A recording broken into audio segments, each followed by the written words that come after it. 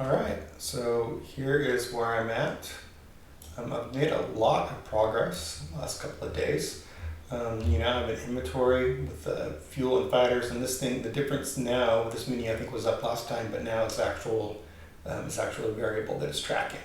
And so if you start using fuel or using fighters, these things will start going down. So here we are in this part of the galaxy, and we've got a lot more information in here now. So this particular planet has 250 fighters defending it, no missile bases. It's a level 1, which means it has no shields. And so it's a very tempting target for you to take over. We're going to jump into it. And so this is, so that's Pride engine, or the particle engine. And so now we have an invasion window, an attack.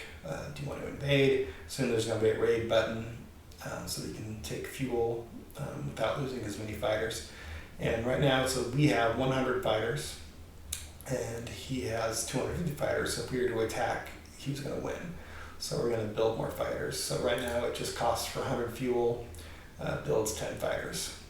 And so we're going to keep building until we have more than he has, 260 and to 250, and now we're going to go ahead and invade this world. And this window means you now control it. So whenever you click on a planet you control, this is the new window that you get. This menu, I just barely created it. I made a bunch of changes to the way that I render the text, and so some of my older menus, like this one, I haven't fixed up the text. Like right now, you can see this text it's all lined up differently now. And so this one hasn't quite been fixed up, but I've got it, so it tells you what system you're at, what level it's at, what kind of forces it has, and then you can be able to upgrade it.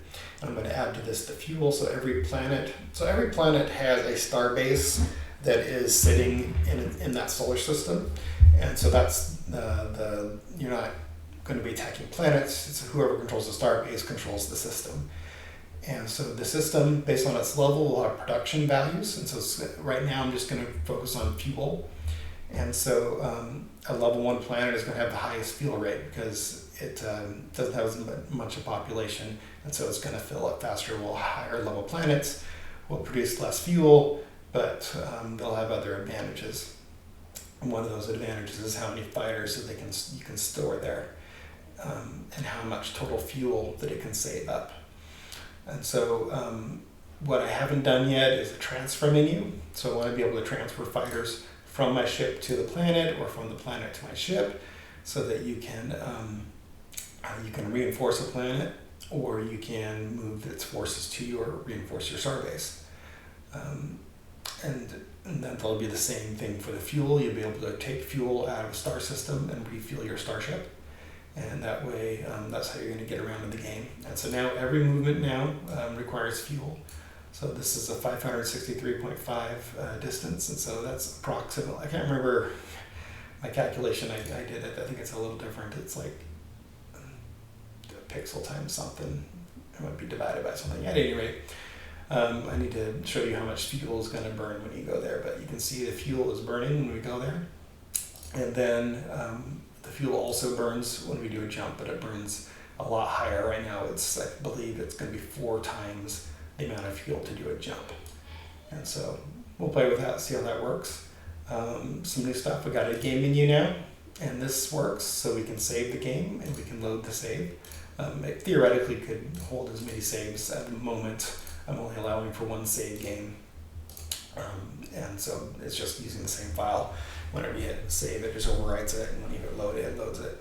But this way, so this is pretty exciting. So let's see, we're going to jump here, and we're going to save. And you see all those particles were moving, and we're going to load that save. Boom, and there's the particles all back. So you can tell that the save and the load works perfectly. Is there anything else? We got the attack window.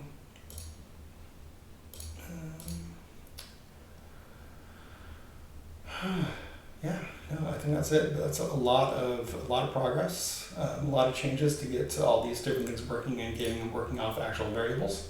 And the save and the load was probably the trickiest of everything I've been doing lately.